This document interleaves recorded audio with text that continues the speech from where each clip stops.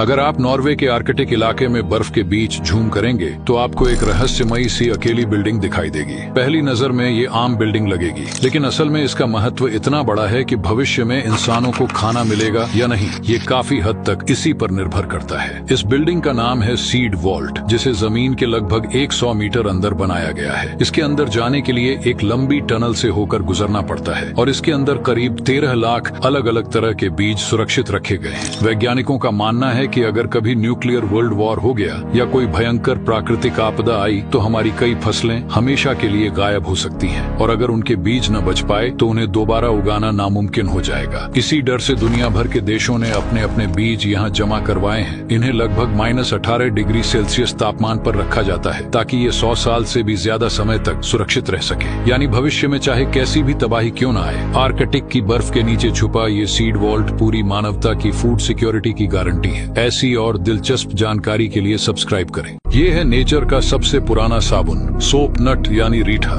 इसके छिलके में सैपोनिन नाम का नेचुरल कंपाउंड होता है जो पानी में मिलते ही झाग बनाने लगता है। इसी वजह से इसे सदियों से बाल धोने, स्किन क्लीन करने और कपड़े तक धोने में इस्तेमाल किया जाता है। इसकी खास बात यह है कि ये पूरी तरह बायोडिग्रेडेबल है और पानी या एनवायरनमेंट को बिल्कुल नुकसान नहीं पहुंचाता। आज भी कई जगह इसे केमिकल फ्री शैम्पू और फेस क्लेंजर बनाने में यूज किया जाता है। बस इसके बीज अलग कर दीजिए और छिलका काम में लीजिए। चाहे तो इसमें नींबू या खुशबूदार तेल मिलाकर आप घर पर ही प्योर और नेचुरल सोप बना सकते हैं। वैसे क्या आपने कभी रीठा यूज किया है? कमेंट करके बताइए।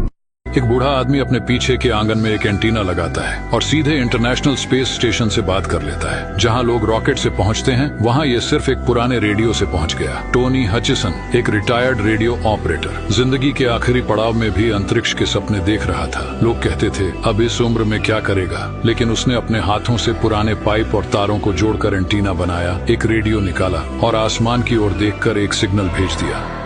NA1SS, Kilo Bravo 8 Mike। कुछ ही सेकंड बाद एक आवाज आई।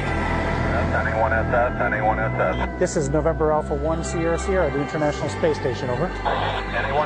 ये आवाज अंतरिक्ष से सीधा उसके छोटे से रेडियो में आई। न कोई नासा, न कोई अरबों डॉलर का सैटेलाइट, सिर्फ जुनून और एक एंटीना। और अगर आप एक स्टूडेंट हैं तो आपको भी इसे जरूर ट्राई करना चाहिए। वो कहते हैं ना, अगर किसी इंसान के अंदर जुनून हो तो वो किसी भी हद को पार करके अपना सपना पूरा कर सकता है। और यही तो था वो दिन जब जापान के साइंटिस्ट्स ने एक ऐसा रोबोट बना लिया है जो बिल्कुल इंसानों की तरह स्माइल करता है। लेकिन बात सिर्फ चेहरे की नहीं है। अगर इसके हाथ में कट लग जाए तो ये घाव 7 दिन में अपने आप ठीक हो जाता है। और हैरानी की बात यह है कि ये कोई असली इंसानी त्वचा नहीं है, बल्कि लिविंग सेल्स से बनी स्किन है जो इस रोबोट के चारों तरफ ग्रो की गई है। इस स्किन को देखकर आप धोखा खा सकते हैं, क्योंकि ये न सिर्फ इंसानी त्वचा जैसी दिखती है बल्कि उसी की तरह पसीना भी निकाल सकती है और खुद को हील भी कर सकती है। टोक्यो यूनिवर्सिटी के साइंटिस्ट्स ने इस तकनीक को बायो हाइब्रिड रोबोटिक्स नाम दिया है, जिसमें रोबोटिक्स को इंसानी सेल्स से जोड़ा गया है ताकि वो न सिर्फ इंसानों जैसे दिखें बल्कि महसूस भी वैसे ही करें। सोचिए, जब मशीनें हमारी तरह मुस्कुराएंगी, दर्द महसूस करेंगी और खुद को ठीक भी करेंगी तो इंसान और रोबोट के बीच की लाइन कब धुंधली हो जाएगी शायद हमें पता भी न चले। आपको क्या लगता है?